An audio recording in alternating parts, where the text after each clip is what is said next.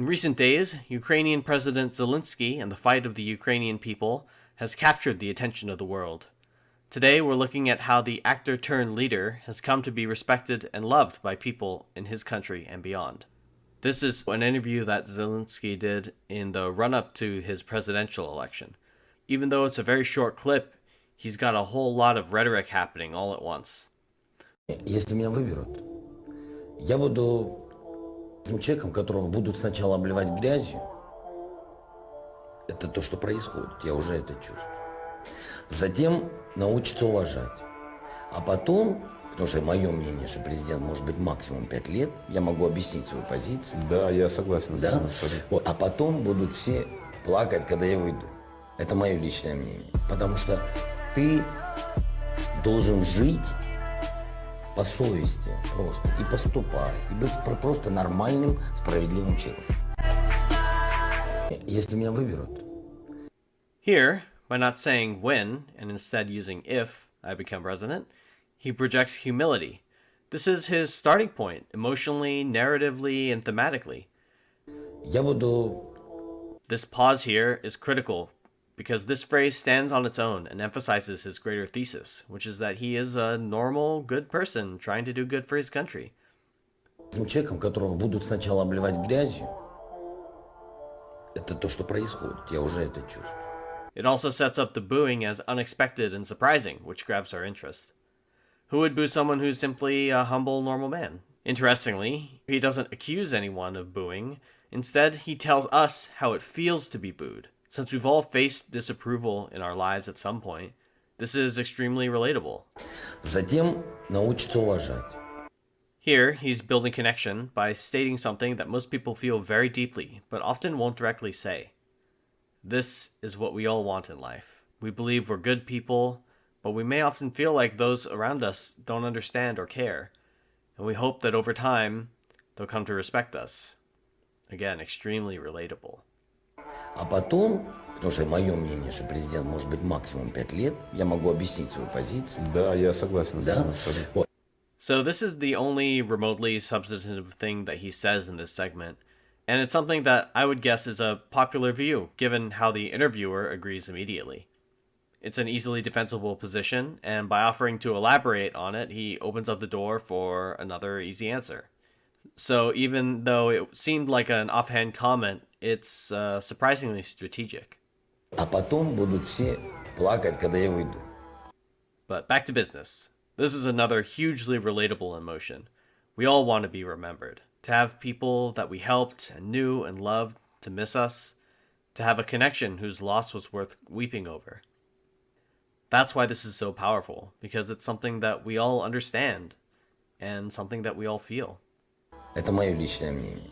Again, here he's focused almost entirely on belief rather than on policy or morality. He's focused on belief in himself. And this is another thing that most people crave. When we see it in others, we tend to gravitate towards them, which I would argue is one of the reasons that Trump was so appealing to so many people. Потому что ты должен жить по совести просто и поступать, и быть просто нормальным, справедливым человеком. So this is a really, really interesting one. I'm not sure if he uses the rule of threes as liberally in this interview as he does in some of his other public addresses, but I would guess that he does. By doing so, he sets up this expectation that his last point is going to be related to the first two, specifically that it will involve honor. But by not using that word, he implies that what he says, being a normal and just man, is itself honorable. Here, the implication that being a good, normal person is honorable is dramatically more powerful than if he had simply said, there is honor in being a normal, just person. The main reason why is because doing it in a more subtle way like this requires the listener to make that connection for themselves. It's an almost subconscious thing. By making your mind do the work rather than spoon-feeding his message to you, it actually sticks way better. The brain remembers what we spend time thinking about, and that's just how learning works. If you want to teach someone, you can't just tell them something, you have to make them understand. It's a subtle but really important difference. This phrase also speaks to a common sentiment among people who themselves know that it isn't that hard to be a decent human being and desire that in their leaders.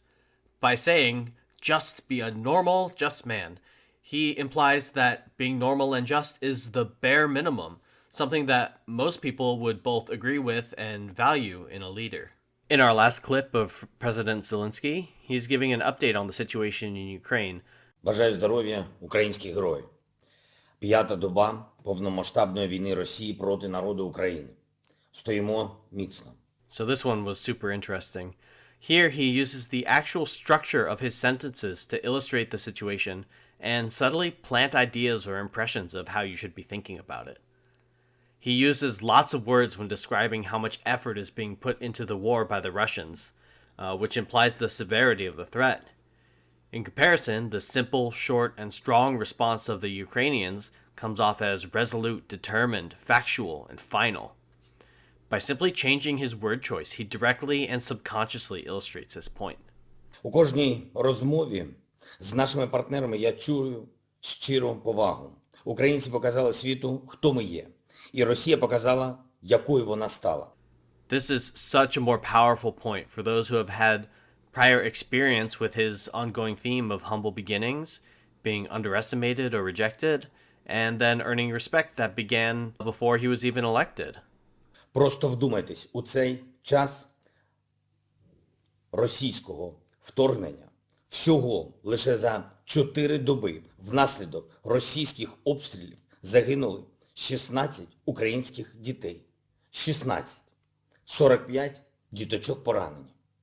Кожен злочин, кожен обстріл, які окупанти скоюють проти нас, згуртовують нас і наших партнерів.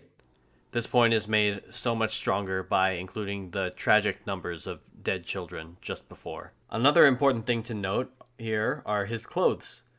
Rhetoric isn't just using language to persuade people. It can be found in all of the senses through which we understand the world.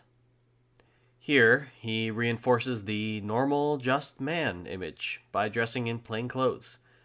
Granted, there is a war going on, but when trying to understand the rhetoric someone is using, we have to take it at face value. I'm sure it was also much more convenient for him to not have to change into a suit while under siege, but that doesn't mean it wasn't a rhetorical choice. Європейці усвідомлюють, що наші солдати, вони борються за нашу державу, а отже і за всю Європу. За мир. За мир для всіх країн Європейського Союзу, за життя дітей, за рівноправність, за демократію. So this is one of Zelensky's favorite techniques, the rule of threes. When we say things in threes, it sounds more persuasive, pleasing to the ear, and memorable. Я впевнений, що це справедливо. Я впевнений, що ми на це заслужили. Я впевнений, що все це можливо. Here, he's not only using threes, but he's also using lots of repetition. What we repeat is what we remember, and he wants the world to know that he is confident. This is a really excellent way to communicate this, as I'm sure we've all seen someone boast about their confidence and then only succeed in showing their insecurity.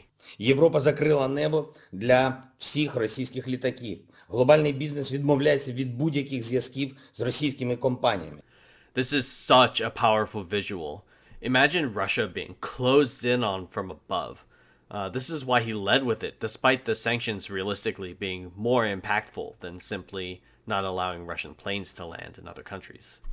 Коли я йшов в президенти, я говорив, що кожен з нас президент. Бо ми всі відповідаємо за нашу державу, за нашу прекрасну Україну. So this is a direct callback to the presidential race, which just reinforces the connection to those themes from those earlier speeches. One way to tell a master of rhetoric is how they craft their identity. If a politician was to simply look up a list of rhetorical devices and shove them into each of their speeches, they might be slightly more effective than someone who didn't do that, but not by much. A true master will take those techniques and use them in a way that's cohesive and consistent with their story, their identity, and their actions. The more consistent these aspects of rhetoric are, the more convincing they are. This is why Zelensky has gripped the attention of the world so strongly. Every aspect of his public persona is in lockstep. We might anecdotally call this sticking to your guns, or being true to yourself, or true to your roots. And while these phrases are certainly descriptive, they hide the fact that as true and sincere, and in this case, as truly noble as these actions are, we must remember that this is all propaganda. Usually words like rhetoric, manipulation, and propaganda are used to dismiss or critique the arguments of someone we disagree with. However, it's important to realize that these terms themselves are neutral. Not only are they neutral, but they are universally used by all people all the time, not solely by those we disagree with. They're tools. And just like with any tool, whether they're good or evil is entirely dependent on how they're used. Hopefully, by exploring some of the better uses of rhetoric, we can come to appreciate this, as well as become better able to spot when someone is using these tools for nefarious purposes. Thank you so much for watching. If you want to support the Ukrainian people, please check the link in the description below. And if you found this to be interesting, please consider subscribing for more rhetorical analysis, tips on sorting through the news and media, and ideas on how to be more persuasive and less persuadable.